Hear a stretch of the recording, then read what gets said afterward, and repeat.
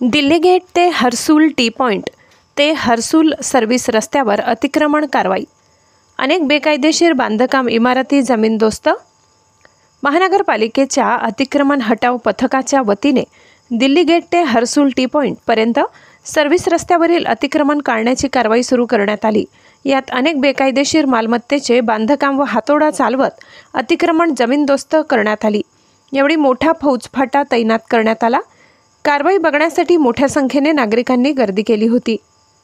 शहरातील प्रमुख रस्त्यांसह सर्व्हिस रोडवरील बेकायदा बांधकामे पाळण्याची मोहीम महापालिकेने सुरू केली असून दिल्ली गेट ते हर्सूल टी पॉइंट रस्त्यावरील कारवाईकरिता संबंधित नागरिकांना नोटीस देण्यात आली होती। यात अनेक लोकांनी आपापली बांधकाम काढून घेतले होते।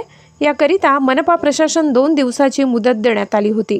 7 जुलै सोमवारी महानगरपालिकेच्या अतिक्रमण पथकसह मोठा पोलीस बंदोबस्त सकाळी दिल्ली गेट परिसरात दाखल झाला। सुभेदारी विश्रामगृह पाठीमागील ओपन स्पेसमधील मोठे वाहन उचलून घेण्यात आल्यानंतर अतिक्रमण करण्यास सुरुवात झाली।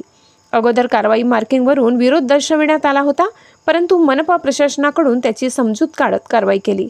दिल्ली गेट ते हर्सूल टी पॉइंट सर्व्हिस रस्त्यावर साधारणपणे 550 ते 600 अनधिकृत बांधकामाचा समावेश असून सोमवारी दिवसभरात बेकायदेशीर मालमत्ता पाळण्यात येणार असल्याची माहिती मनपा अतिक्रमण पथक प्रमुख संतोष वाहुले यांनी MCN न्यूजशी बोलताना दिली असून सिडको बसस्थानक ते हर्सूल टी पॉइंट या रस्त्यावरील कारवाई सुद्धा करण्यात येणार असल्याचे वाहुले यांनी सांगितले।